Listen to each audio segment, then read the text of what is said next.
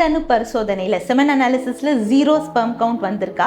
கவலைப்பட வேண்டாம். ஒரு டெஸ்ட்டை வச்சு நம்ம நம்ப முடியாத ரிப்போர்ட் இதுதான் ஃபைனல்னு சொல்லிட்டு திருப்பி ஒரு டெஸ்ட் ஒரு 4 to 6 வீக்ஸ் கழித்து ரிப்பீட் பண்ணி பார்க்கணும். ப்ராப்பர் லேபில் ஒரு 3 to 5 days கேப்பில் கரெக்டாக டெஸ்ட் பண்ணி அதுலேயுமே 0 ஸ்பெர்ம் கவுண்ட் வந்ததுன்னா நீங்கள் ஒரு ஃபர்டிலிட்டி எக்ஸ்பர்ட் கிட்ட போய் உங்களோட ஹஸ்பண்டோட ஃபிசிக்கல் எக்ஸாமினேஷன், ஹார்மோன் செக்கிங் இதெல்லாம் பண்ணணும்.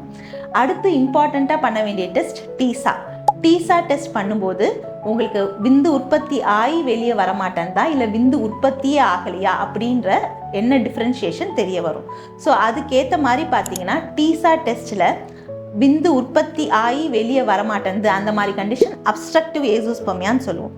எல்லா பேஷண்ட்ஸ்க்கும் அப்ஸ்ட்ரக்டிவ் ஏசோஸ்பெர்மியா இருக்க எல்லா பேஷண்ட்ஸ்க்குமே ஸ்பெர்ம் கிடைக்கும். அதே மாதிரி பார்த்தீங்கன்னா நான் அப்ஸ்ட்ரக்டிவ் ஏசோஸ்பெர்மியா விந்தே உற்பத்தி ஆகாத பேஷண்ட்டுக்குமே பார்த்தீங்கன்னா 1-2 விந்தாவது விந்து பையில் இருக்கும். இந்த எல்லா பேஷண்ட்ஸுக்குமே விந்து கிடைச்சதுன்னா நம்ம அதை ஸ்டோர் பண்ணி வச்சு உங்களோட ஓன் பேபியை IVF ICSI ட்ரீட்மெண்ட்டில் பண்ணுறதுக்கு நிறைய வாய்ப்புகள் இருக்குது.